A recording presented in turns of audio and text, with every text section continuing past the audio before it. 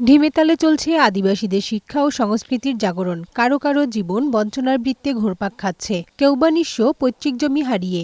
এসব কারণে আর্থসামাজিক ও রাজনৈতিকভাবে পিছিয়ে দেশের আদিবাসীরা। মৌলভীবাজারের ৬৫টি পুঞ্জিতে বাস প্রায় ৩০,০০০ খাসিয়ার। তাদের কারণেই জমির মালিকানা, প্রায় সবাই মৌলিক অধিকার বঞ্চিত। এখানে ক্ষুদ্র নিগোষ্ঠী তাদের মৌলিক দাবি হচ্ছে তাদের ভূমির অধিকার, শিক্ষা, সংস্কৃতি তারা অধিকার চায়।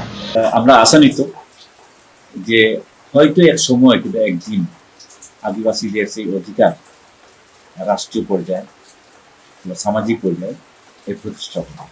দুর্গম এলাকায় বসবাস করা খাসিয়াদের কেউ অসুস্থ হলে হাসপাতালে পৌঁছতেও লাগে কয়েক ঘন্টা। ক্ষুদ্র জাতিগোষ্ঠীর মাতৃভাষায় পাঠদান কার্যক্রমও বাস্তবায়ন হয়নি এই জেলায়।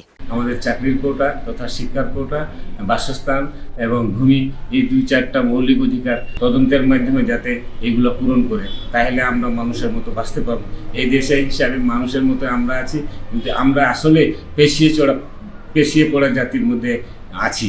একই পরিস্থিতি কয়েক লাখ চা শ্রমিক পরিবারের। সরকারের যে আশ্রয়ন প্রকল্প আছে, সেই আশ্রয়ন প্রকল্প যাতে এই চা জনগোষ্ঠী, পিছিয়ে পড়া জাতিগোষ্ঠী, আদিবাসী জনগোষ্ঠীকে আশ্রয়ন প্রকল্পে নেওয়া হয় বা দেওয়া হয়, এটা আমাদের প্রত্যাশা। ভূমির মালিকানা সহ নাগরিক হিসেবে নিজেদের মৌলিক অধিকার চান মৌলভীবাজারের আদিবাসীরা। কানিজ নুসরাত, বৈশাখী সংবাদ।